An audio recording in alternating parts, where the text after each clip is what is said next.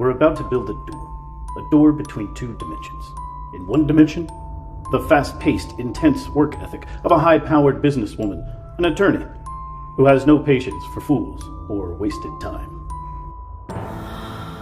The other dimension inhabited by two teenage girls with smartphones and the intense drama of platforms like Snapchat and TikTok driving their every move, thought, and action. These two dimensions once had no door to separate them, and the drama intensified quickly, like Japanese fighting fish thrust into the same cage suddenly with no barrier to protect them from each other's wrath and venom. They were on a one-way track, headed right toward each other, in a place known only as the conflict zone. Picture, if you will, a man. At first glance, not a bright man. At second glance, still not a bright man. But a dreamer. A man who dreamt of a way to prevent this inevitable collision of worlds. He would build a majestic sliding barn door. And because of this door, the fighting would finally come to an end. And they would begin to live separately and in relative peace, but not so separately that one dimension could not check on the other dimension's homework. This is the story of that man's journey to build that majestic door, and the mental giants that he consulted along the way to make certain that this, indeed, would be the door that prevents the conflict zone. Eliminate the conflict zone? The hell you say? Well, gosh darn it, I wish this video had come out sooner. Maybe I wouldn't be headed to jail thinking about that gosh darn Carole Baskin all the time. You know, she's a witch. That Carole Baskin is a witch. I always try to have my earplugs in when that guy's talking. Hey folks, are you ready for this? I sure hope so, because we've got quite a few guests lined up to help guide you through building your very own soundproof sliding barn door that can hopefully help prevent a flood of family disputes, as hundreds of thousands of people are sent home because of this pandemic to work in offices that up until recently had just been closets and alcoves. Hey folks, before we move along, let me ask you a quick question. Are you tired of how boring most DIY television is? I am. That's why I created this channel. I'm America's Funniest Handyman, and I'm here to teach you how to do just about anything you can think of around the house. All you gotta do is subscribe to my channel and set yourself up for notifications, and throughout the weeks, every time I come out with a new video, you'll know exactly when it's coming. Well, I've hung quite a few of these doors over the years. They seem to be all the rage right now, and today I'm going to teach you how to build your very own barn door that will suit your family's needs. So in addition to myself and a few visits from my Uncle Joe, I'm also going to be working today in the shop with my cousin Cletus. Cletus is a fantastic carpenter and has his own method of teaching. So grab your safety equipment and let's head down to the shop, because he and I are going to be using a combination of new world convenience and a healthy dose of old world craftsmanship. Now, as you've seen, we're making this door on the fancy side, but don't let that worry your pretty little face none, because all throughout this process, I'm going to be giving you tips on how to make a much simpler version of this very same door. First thing you want to do is start with a nice sheet of plywood. I recommend plywood for this project because this is a door that's going to be hanging from the top. It ain't going to be on hinges, and this here plywood will give us the rigidity that we need so that over the years the door don't change shape none, or as they say in my business, it won't get racked. That means if it just kind of ends up turning from a rectangle into a trapezoid. Now I recommend using a sheet of plywood that is straight, smooth, and thick. That'll allow us to glue, screw, or nail just about anything we want to this here piece of plywood and turn it into the barn door that you've been dreaming of. Now we're going to be decorating this here door with something we picked out. It's called beadboard, and this beadboard is actually made from something they call sinker pine. You might be asking yourself, what in the holy heck is sinker pine? Sinker pine is lumber that's made from old timbers and logs that have been dredged up and rescued from river basins and the bottoms of old bay harbors. I sure wish they'd dredge up Carole Baskin's husband, but that ain't gonna happen unless they dredge up that septic tank. And as you can see, this beadboard has like a tongue and groove to it. Anyway, that's what we picked. But listen, this is your door that you're making at your house. So you can pick out whatever you want, man. Baby toys, Barbie dolls, dead animals, whatever you want, whatever floats your boat. Now the next thing you want to do is get your plywood laid out, cut it nice and straight around the edges, and you want to cut it to the exact measurements that you want this door to turn out to be. Unless you is planning to put some sort of trim board around the edges of it to cover the plywood edges, you'll want to take that measurement into account right now and deduct it from the size of your plywood. Now, I'm a master carpenter myself, and I would never leave an exposed plywood edge, but like I said before, this is your door and it's your house. And if you don't care, who cares, man? Don't worry about it. Just don't you worry about it. Now that we got our plywood all measured out to the exact size we want the door, now it's time to make a border. And we're going to cut this border to the same exact dimensions as the outside of the plywood, right? Okay, I'm using some thick stock. You could use something as simple as 1x3, and that'll make a perfect border for the edge of your door. But like I said, it's your door. You can make it as big or as thick or as thin or as short or as weird as you want to make it. All right, to make this here border, you're going to want to get yourself a decent chop saw or a miter saw. You're going to need some glue to stick things together, and then the fasteners of your choice. Now be careful, when you make your border, you don't want to pick screws that are so dang long they go all the way clean through to the other side. That would just be insane. And of course, as always, you're going to want yourself a healthy dose of patience. Because when you make this border and you put it on this plywood, man, if you just take your time and make it nice and square and true, I guarantee you the rest of the door will be a piece of cake. Hell, I forgot to tell you, you're going to need a driver and some type of drill to get this next part done. Unless, of course, you use nails, then I reckon you want to get yourself a hammer.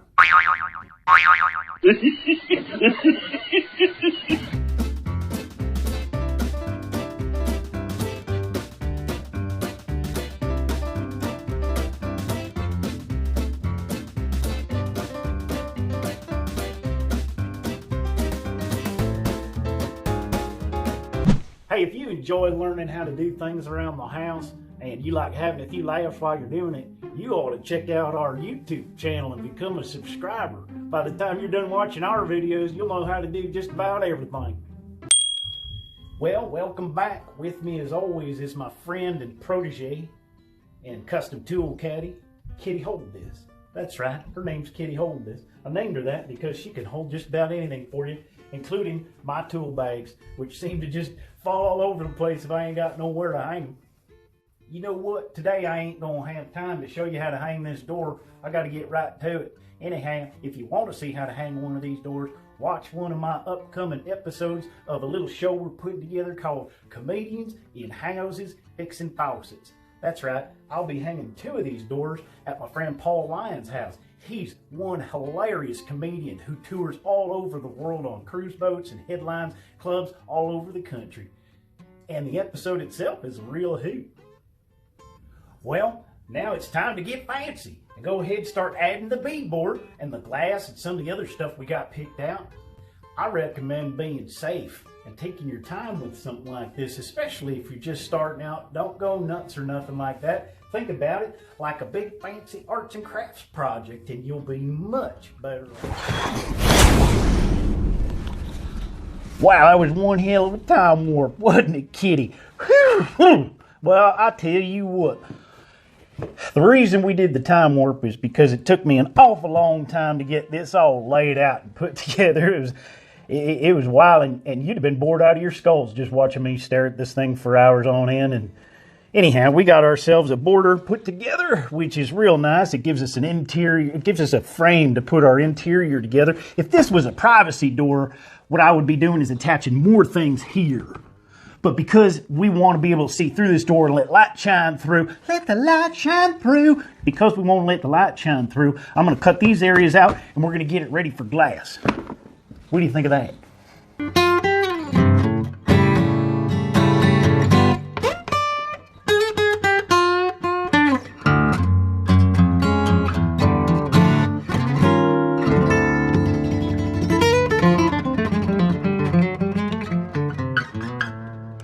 Maybe you can't tell a joke, but when your stuff gets broke, what do? You give Tommy a call, whether it's large or small. There's no project he can't see through. Let's laugh and learn from hold this by his side. Fixin' stuff in a serious way with a not so serious guy.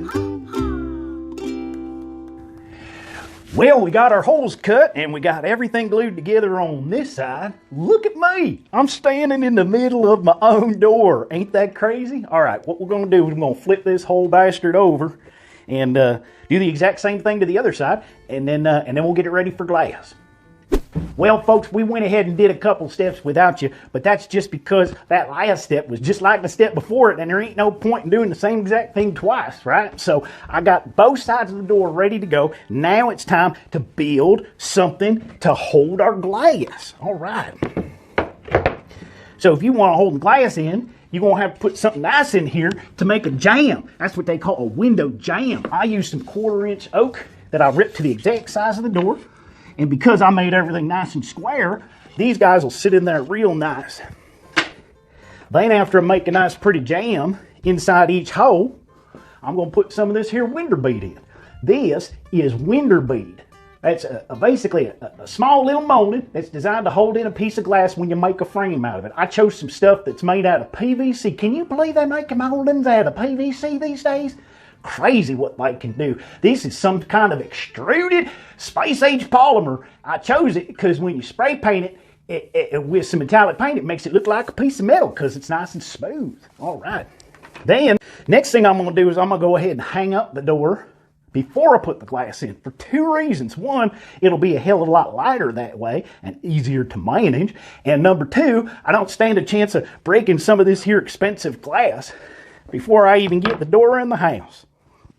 So I'm going to attach these rollers, and by the time I'm done putting these here rollers on, we'll be ready to bring this door in the house. Well, Kitty, you and Tommy can hang up the door. I've had a nice time with you folks, a real nice time with you folks today, but I'm not allowed in the house no more, not since that last incident.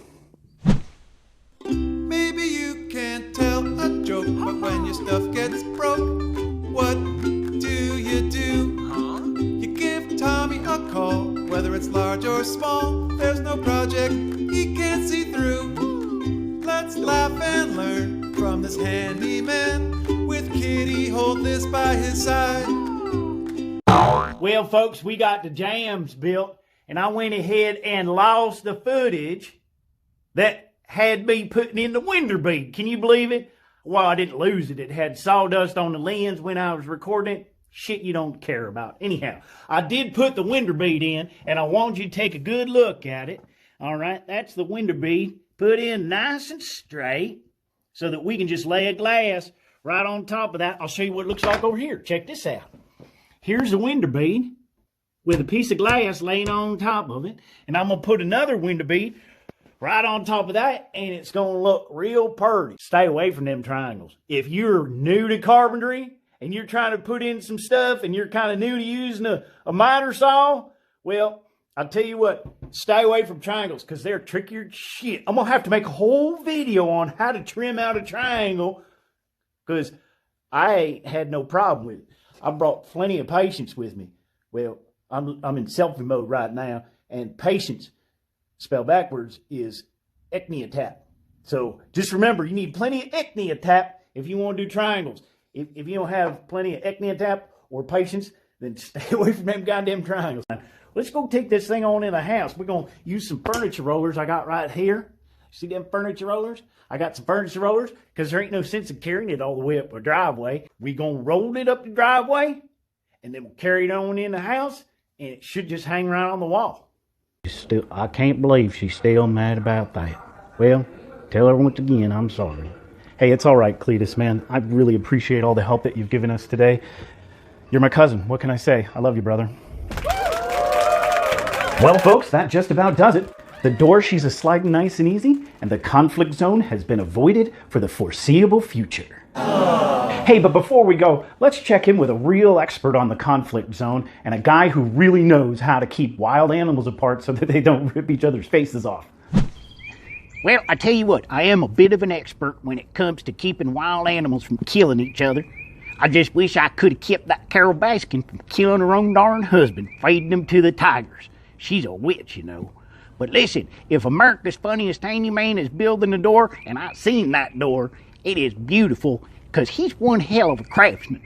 Not only is he a hell of a craftsman, but he's a good teacher, too. I learned a lot from him. His episode on how to patch a hole sure came in handy, because I shot up my house when I was thinking about that darn Carole Baskin. Okay, fantastic then. Well, folks, that's all we have time for today. As always, thanks for letting us bring a little bit of humor onto your job site. Fixin' stuff in a serious way. Not so serious guy.